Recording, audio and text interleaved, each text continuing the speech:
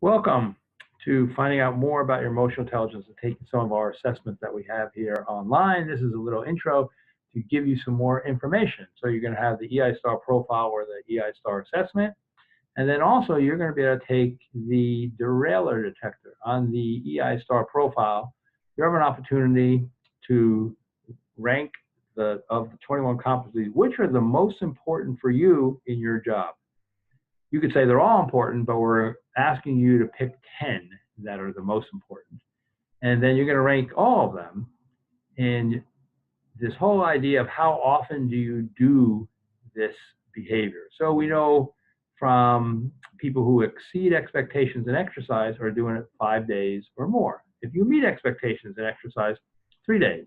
Well, we all know how to exercise more. Some of these behaviors then is on the same metric. How do you do the behaviors more? And some of them you may need a little more skill development, but it's all about frequency. So star performers are doing these 80% or more, someone who exceeds expectations in exercise. So when you look at these behaviors, you want to rank how often you're doing them. And it's on a 1 to 10. If you're doing it 80% of the time, that's an 8. If you're doing it 50% of the time, which still is okay, it's a 5. So you'll quickly be able to see which ones do you need to do more. We like to talk about dialing that up. Maybe I need to do this behavior even more.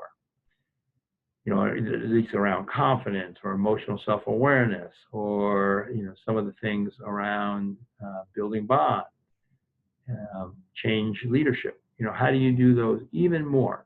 And then you have the derailleur detector. So you're going to focus on your strengths unless you have a derailleur. You get off the track, the rail to success. Smartest person in the room syndrome, drives others too hard, lack of impulse control.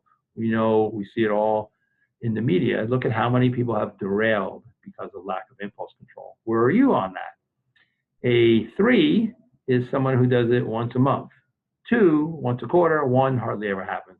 If you have 1 or 2 3s, that's significant. You got to pay attention to it.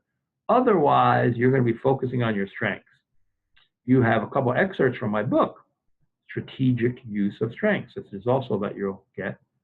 And how do you use your strengths and how do you use them even more? So for example, somebody who is an average performer or average leader in self-management. Well, they realize that they got a lot to do, they're going to work through lunch.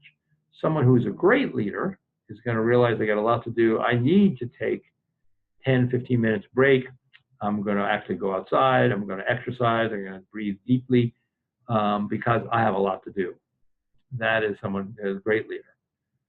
Average leader in managing up. Well, the average leader managing up says, well, I don't want to bother my boss. I'm not sure how well I'm doing. I don't want to interrupt them. Great leader is going to say, I got to spend some time. I'm going to get a half-hour session with them and talk about where I see myself, where they see me. Then you also have an action plan, and the action plan is going to allow you to put this to use. What are some of the behaviors that you need to dial up a little bit more?